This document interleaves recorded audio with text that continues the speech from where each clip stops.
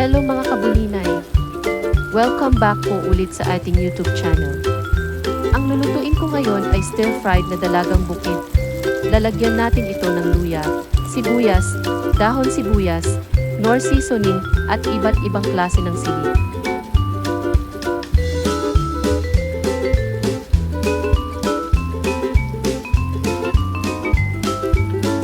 Kung kayo po ay hindi pa nakapag-subscribe sa ating channel, pindutin na po ang notification bell para lagi po kayong updated kapag may bago akong upload na video. Pwede rin po kayong mag-like kung nagustuhan ninyo po ang aking ihahanda ngayon. Maraming salamat po.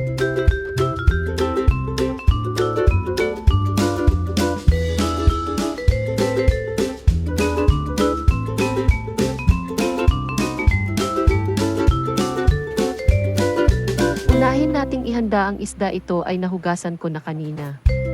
At ngayon naman ay gawin na nating fillet.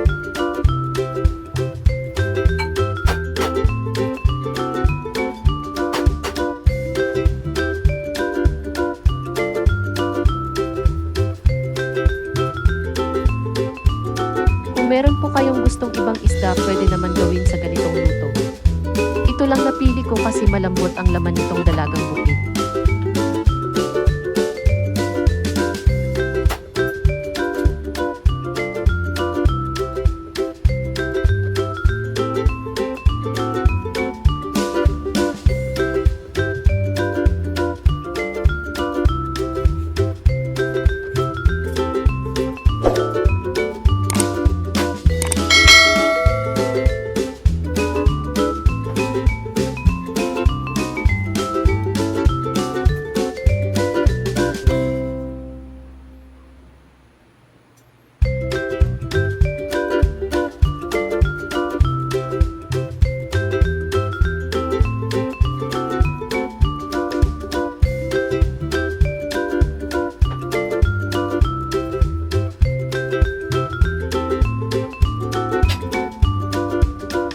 Para sa akin, tama lang ang hiwa na 1 inch ang lapad kasi kapag naprito na ito ay lililit pa.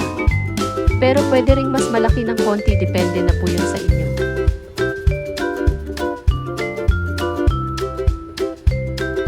Ngayon naman hiwain na natin ang mga sangkap para sa pagbabad sa isda. Unahin natin ang luya, hiwain ng strips. Ganun din ang dahon ng sibuyas, putulin natin ng 2 pulgada ang haba. Para naman sa ating pampalasa ng isda, lalagyan natin ito ng nor seasoning at pamintang durog. Paghalu-haluin natin yung luya at dahon sibuyas. Itabi muna natin ito ng kahit 1 oras para naman mas lalong sumarap ang ating lulutuin.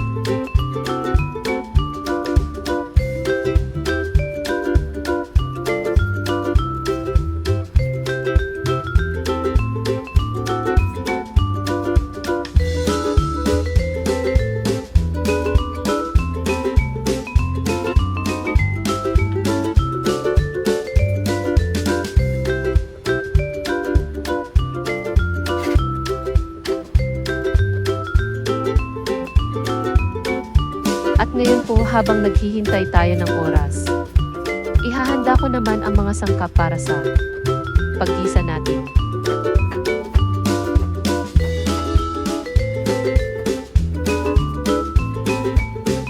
Ang mga sangkap natin ay luya, siling labuyo, siling green, red and green bell pepper. Meron ding dahon sibuyas at puting sibuyas.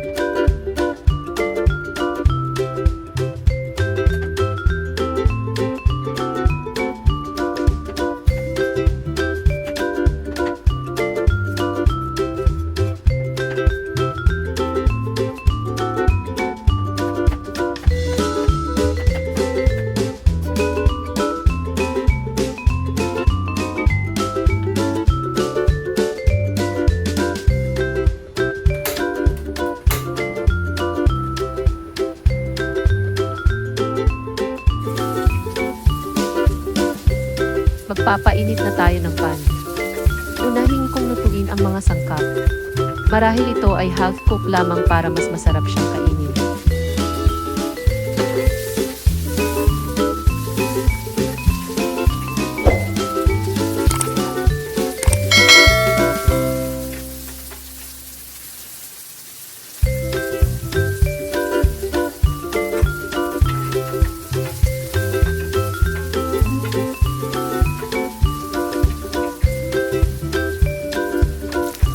Sa loob ng 1 minuto luto na ang ating mga sangkap.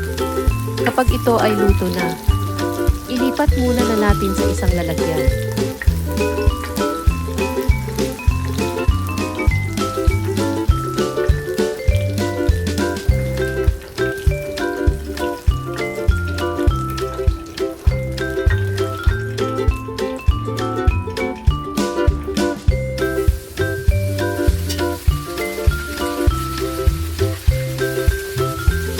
Sunod na nating lutuin at prituhin ang ating binabad na isda kanina. Mangyaring ito ay lulutuin natin golden brown lamang.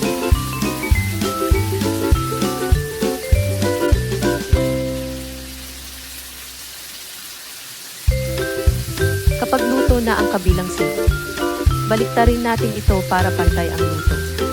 Pagkatapos nito, hanguin muna natin. At isunod na natin ang salsa.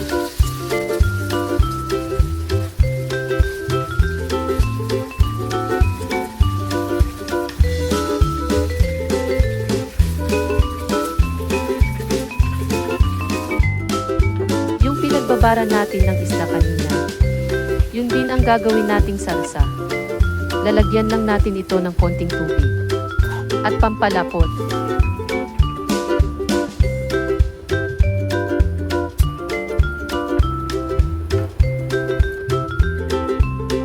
Pwede po kayo maglagay ng karagdagan.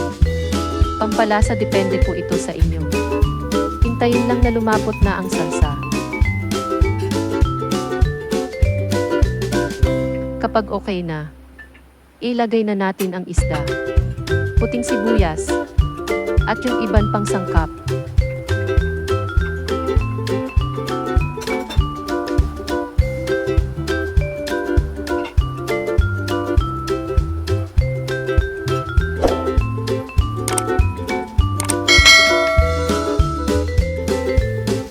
Pwede natin haluin ito ng bahagya at pakuluin natin ng 1 minuto lamang, para mag-absorb yung timpla at mas lalong sumarap pa ang ating niluluto.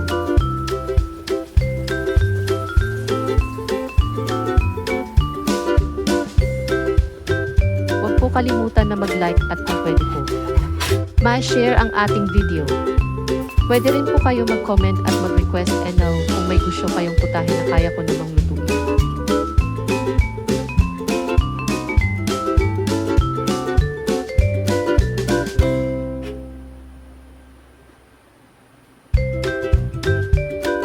At ito natapos na ang ating niluluto. Pwede na natin itong ilipat sa isang lalagyan. At tikman na ang ating masarap at maanghang na luto ngayon.